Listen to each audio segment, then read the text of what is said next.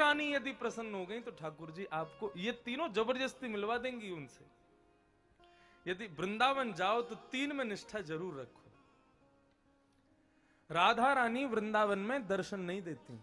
राधा रानी नाम के रूप में विराजमान, यमुना महारानी जल के रूप में विराजमान, और श्री रज रानी कण के रूप में विराजमान। तीनों के रूप का दर्शन नहीं है। क्यों?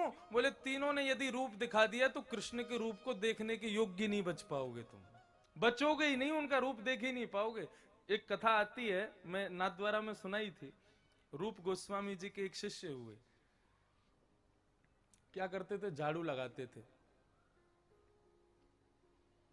पूरे ब्रजमंडल में झाड़ू लगाते थे। और किस भाव से? बोले आज भी ब्रज में रात्रि में ठाकुर जी प्रिया प्रियतम लीला करते हैं।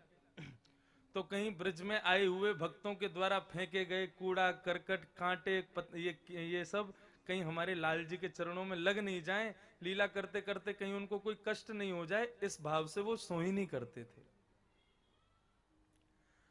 और बंधुओं, आपको भी एक बात कहूं, ब्रज में जाके यदि सेवा करनी है, 2 सेवाओं की बहुत आवश्यकता है ब्रज को। पहली सेवा सोहिनी सेवा, ब्रज की साफ सफाई। ब्रज को साफ सफाई इस भाव से मत करो कि ब्रज सुंदर दिखे, इस भाव से करो रात में जब हम सब सो जाते हैं तब लाल जी यहाँ लीला करने आते हैं, हम कहीं भी गुटखा फेंक देते हैं, थूक देते हैं, कहीं भी कुछ भी डाल देते हैं। लाल जी, ठाकुर जी तो चरणों में पादुका पहनते नहीं ब्रज में। अब वे जब आते होंगे और इन सब चीजों पे उनके चरण पड़ते होंगे, कितना कष्ट होता होगा। हमारे लाल जी को कष्ट नहीं हो, इस भाव से ब्रजमंडल में छुप के ही सही, तुमको शर्म आ रही है, सब देखेंगे क्या कहेंगे, छुप के ही सही झाड़ू लगाया करो, सोहिनी सेवा। और दूसरी जिस सेवा की जरूरत है ब्रज में, ब्रज की राजधानी का नाम है वृंदावन। वृंदा यानी तुलसी, यानी कि उसका वन। और आज आप वृंदावन में देखोगे तुलसी का वन दिखेंगे ही नहीं।